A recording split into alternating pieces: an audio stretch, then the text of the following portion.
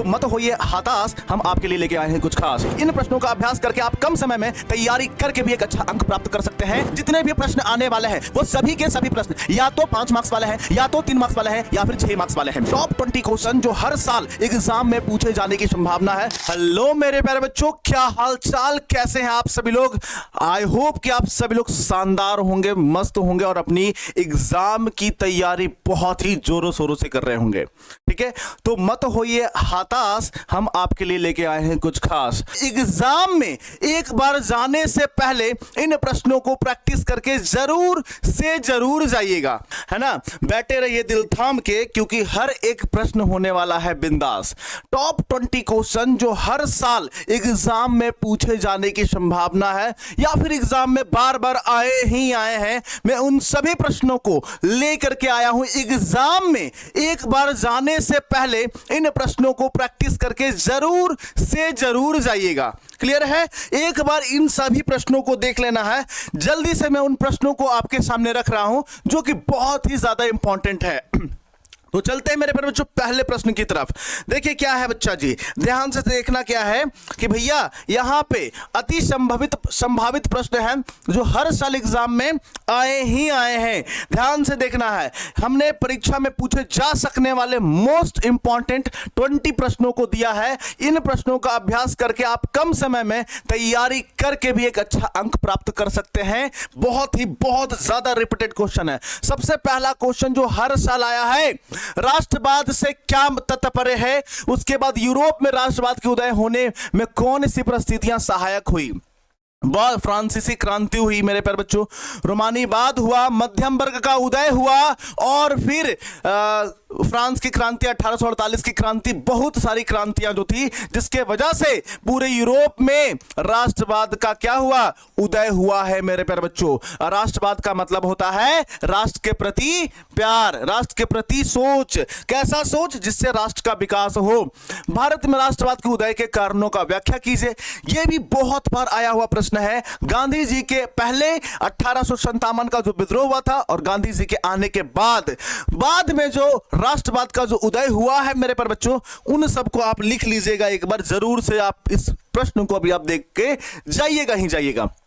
उसके बाद महामंदी के कारण की व्याख्या कीजिए। बताइए भारतीय अर्थव्यवस्था पर इसका क्या प्रभाव पड़ा है? मैंने ये प्रश्न आपको जितने भी सुदर्शन वाला बैच था उसमें मैंने सभी प्रश्नों को करवाया है। एक बार आप सुदर्शन वाले बैच को भी देख लीजिएगा। सुदर्शन वाला वीडियो को, बैच को नहीं देखना है। क्लियर है? भूमि निम्नीकरण से क्या तात्पर्य है या क्या अभिप्राय है? भूमि का खराब होना ही भूमि निम्नीकरण कहलाता है। इसके लिए उत्तरदायी किन्हीं 4 कारकों की विवेचना कीजिए। अतिचारण, अतिसिंचन, है ना, खनन, या फिर आपका जो हो सकता है जलवायु परिवर्तन या मृदा अपरदन। वन संरक्षण से आप क्या समझते हैं? वन को बचाना क्यों जरूरी है? बहुत बार आया हुआ प्रश्न है। आप सभी इसको एक बार जरूर से देख लीजिएगा। जैव विविधता क्या है? यह मानव जीवन के लिए क्यों महत्वपूर्ण है? स्पष्ट कीजिए। जीवों में विविधता जो पाई जाती है उसे ही जैव विविधता कहते हैं मेरे प्यारे बच्चों। एक बार सभी प्रश्नों को जरूर से देखिएगा। गैर परंपरागत ऊर्जा स्रोत क्या होता है? यानी कि इनडायरेक्टली रूप से जो नवीकरणीय संसाधन होते हैं उन्हें ही गैर परंपरागत कहते हैं। इसका भी आपको वर्णन करना है। जितने भी प्रश्न आने वाले हैं वो सभी के सभी प्रश्न या तो 5 मार्क्स वाले हैं, या तो 3 मार्क्स वाले हैं, या फिर 6 मार्क्स वाले हैं। आपके 3 + 3 मार्क्स में भी क्वेश्चन आते ही आते हैं। उसके बाद संचार सेवा का अर्थ तथा प्रकार बताइए। संचार सेवा का मतलब क्या होता है और कितने प्रकार के होते हैं, यह आपको बताना है मेरे प्यारे बच्चों। आधुनिक लोकतंत्र की व्यवस्थाओं में सत्ता की साझेदारी से प्रश्न आता ही आता है मेरे प्यारे बच्चों। आप इसको जरूर से जरूर देख लीजिएगा। अगला है संघवाद का क्या अर्थ है? संघीय व्यवस्था की प्रमुख विशेषताओं का उल्लेख कीजिए मेरे प्यारे बच्चों। अगला जो प्रश्न है, भारत में केंद्र और राज्यों के बीच, बहुत बार वीबीआई क्वेश्चन है।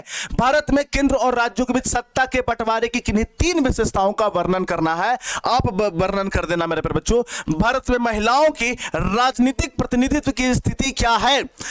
इसमें सुधार सुधार करने के लिए क्या प्रयास किए गए, मैंने यह भी प्रश्न सुदर्शन वाले वीडियो में करा है, आप उन सारे वीडियो को जाकर देख लेना। उसके बाद 40 नंबर जो है, भारतीय समाज में जाति प्रथा अभी भी प्रचलित है, इसके कारण क्या हो सकते हैं, इसको समाप्त करने के 2 उपाय बताइए।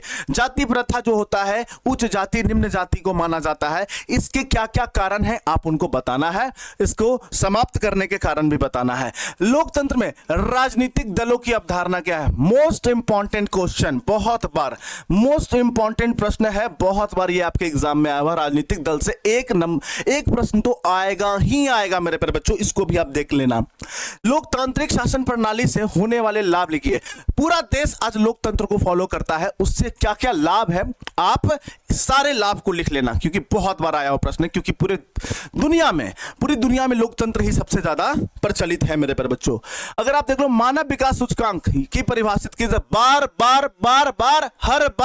हर एक बार ये प्रश्न आया हुआ है। HDI वाला ह्यूमन डेवलपमेंट इंडेक्स, मानव विकास का सूचकांक क्या है, मानव विकास के घटकों को वर्णन करना है। उसके बाद क्या है, आर्थिकी की संगठित क्षेत्रक, भाई साहब ये तो हर बार आ रहा है, एक तो असंगठित क्षेत्रक या संगठित क्षेत्रक, कोई दोनों में से एक आएगा। मैं आपको लिख करके गारंटी दे रहा हूं कि यह प्रश्न संगठित क्षेत्र से या असंगठित क्षेत्र से आएगा ही आएगा, ठीक है। इस क्षेत्र के जो श्रमिकों को समस्याओं का भी समाधान हेतु कोई 4 उपाय बताना है कि उसका समस्या का समाधान कैसे किया जाए। विदेशी व्यापार से क्या आशा है, इसके किन्हीं 3 लाभों का वर्णन करना है।